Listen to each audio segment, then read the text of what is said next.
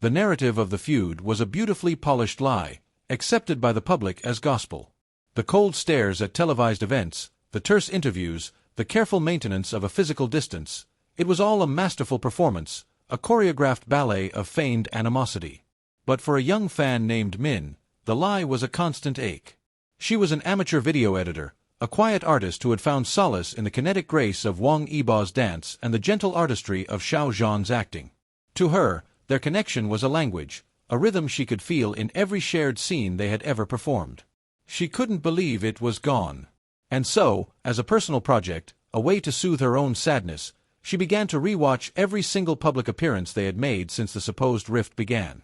She wasn't looking for a conspiracy. She was looking for a ghost.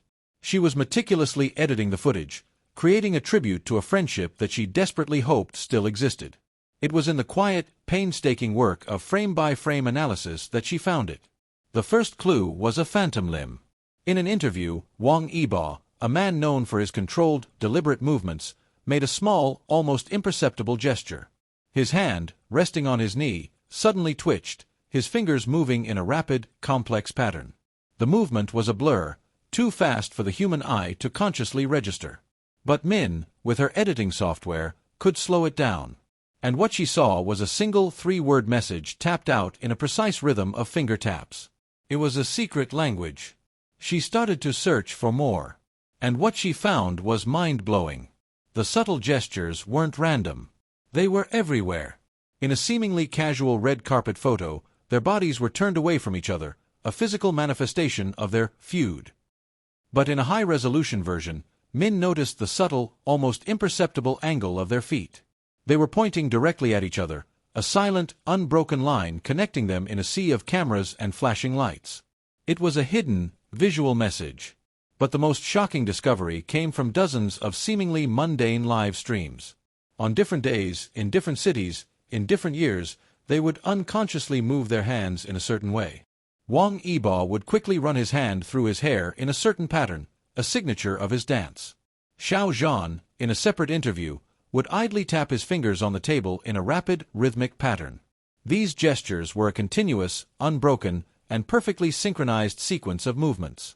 The seemingly random gestures were a coded language, a complex form of silent communication that they had developed to bypass all surveillance and public scrutiny.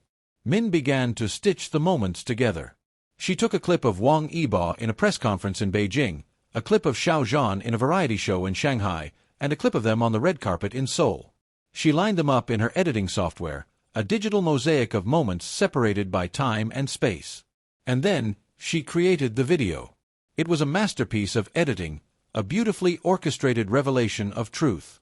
The video, titled The Unseen Language, began with a montage of their most publicly feuding moments. The cold stares, the distant smiles, the stiff, formal handshakes. The mood was somber, melancholic, a reflection of the public's perception of their relationship. But then, with a single dramatic cut, a new screen appeared. It showed all the small, subtle, and incredibly fast gestures she had discovered.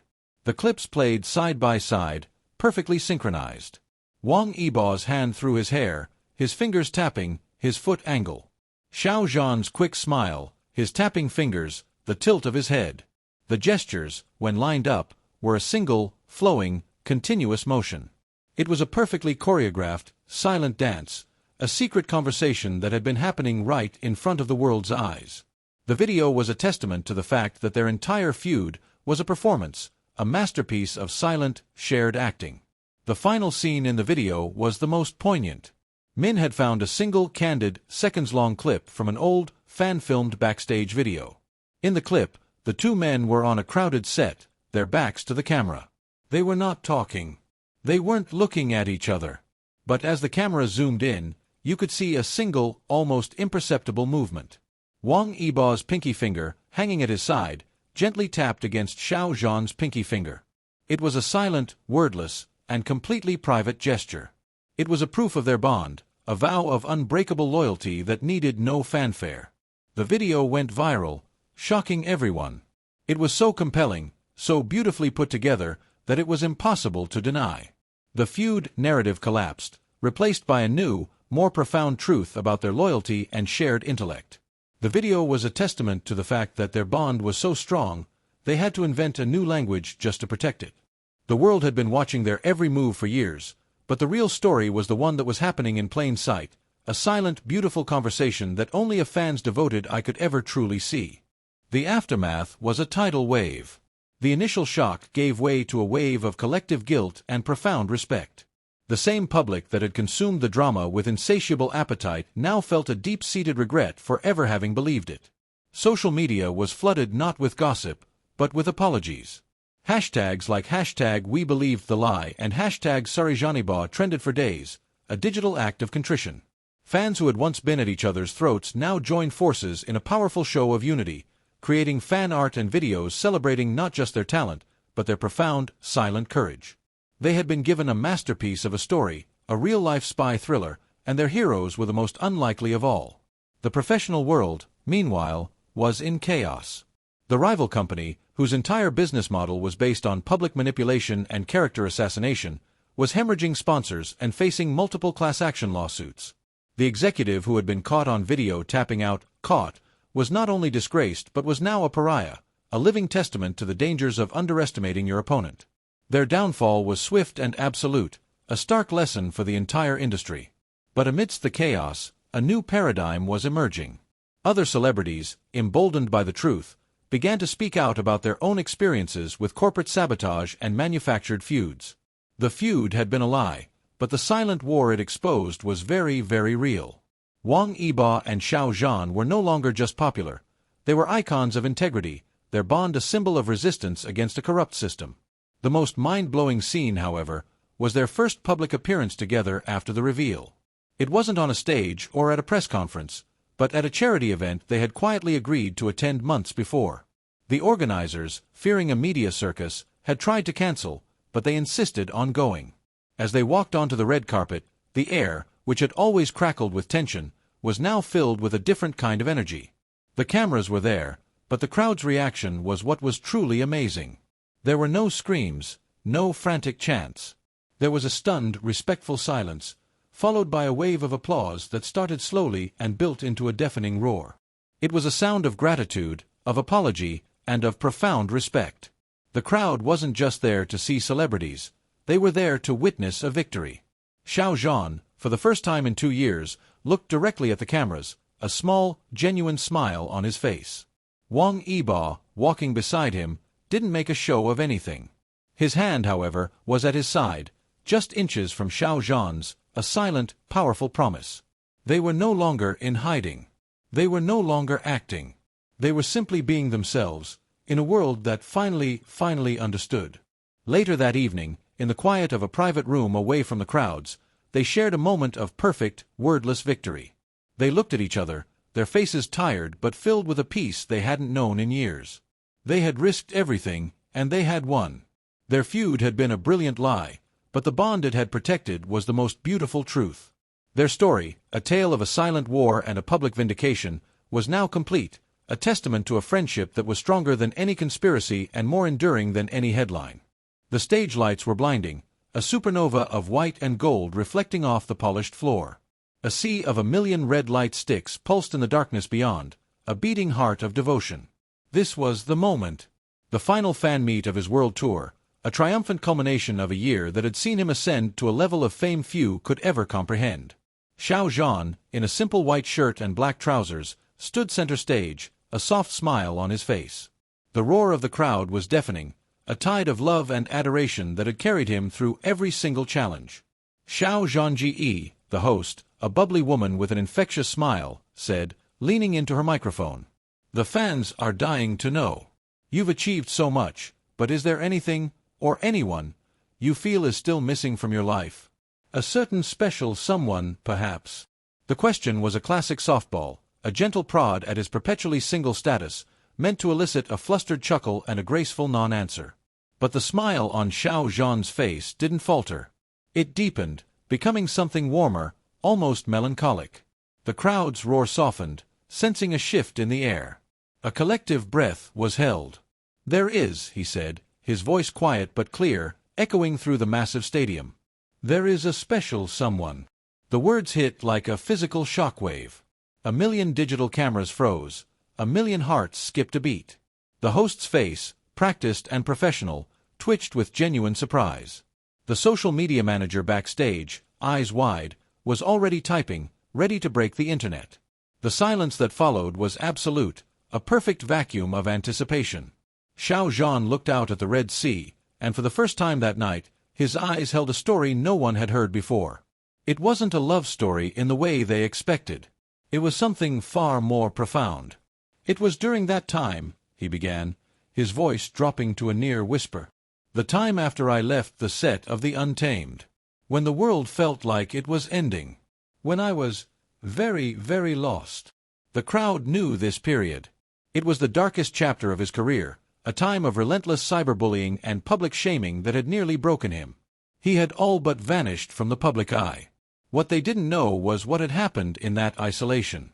He described it vividly, a memory so clear it felt like a dream. He was in a small, rented room in an old quiet part of a city far from the capital. He had no phone, no internet, and the only sounds were the distant hum of traffic and the ticking of a worn-out clock. The darkness felt like a physical weight, pressing in on him. He felt like a ghost, a reflection without a person. One evening, he couldn't take it anymore. The walls were closing in. He fled the room, walking until his legs ached, until he found himself in a deserted park. The air was cold, the trees bare. He sat on a bench, head in his hands, feeling utterly, irrevocably empty. He felt the weight of every hateful word, every accusation, every betrayal, and he felt the immense, terrifying loss of his own identity. That's when he saw a figure huddled on a nearby bench. An old man, his back bent with age, was sketching in a small notebook, a faint light from a street lamp illuminating his work. The man's face was a map of wrinkles, but his eyes held an incredible stillness, a deep calm. XiaoZhan, feeling a desperate need for a distraction, had walked over. He looked at the notebook, which was filled with intricate, delicate sketches of the surrounding nature, a single leaf, a spider's web glistening with dew, the knotty bark of a tree. They were drawn with a precision and a care that was breathtaking.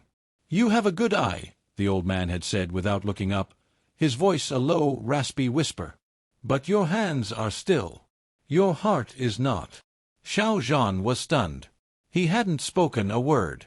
The old man looked up, his gaze direct and unnerving. "You see with your eyes," he continued, pointing a gnarled finger at XiaoZhan's face, "but you feel with your heart. To be an artist, you must learn to see with your heart. To be a person, you must learn to let your heart be still, no matter the storm outside." The old man had spent the next 2 weeks with him, meeting every evening on that same bench. He never asked for XiaoZhan's name. He never mentioned the internet or the outside world. Instead, he taught him to sketch. He taught him to observe. Not just to see the surface of a thing, but to feel its texture, to understand its history, to find the patterns in chaos. He taught him to draw a single leaf for an entire hour, to find every single vein and imperfection. He taught him to sit in absolute silence and just listen to the wind.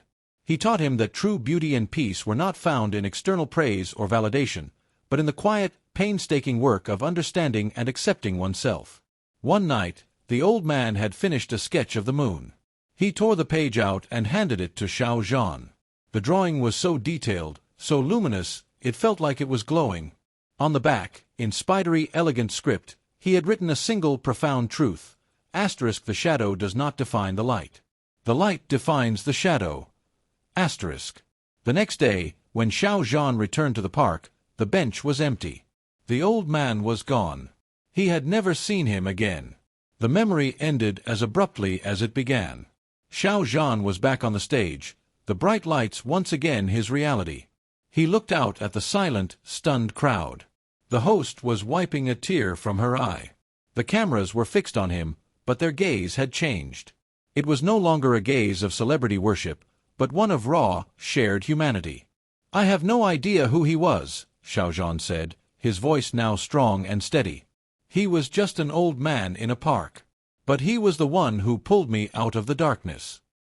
He taught me that my worth was not in the approval of others, but in the quiet act of creating, in the stillness of my own heart. He taught me to be patient with myself.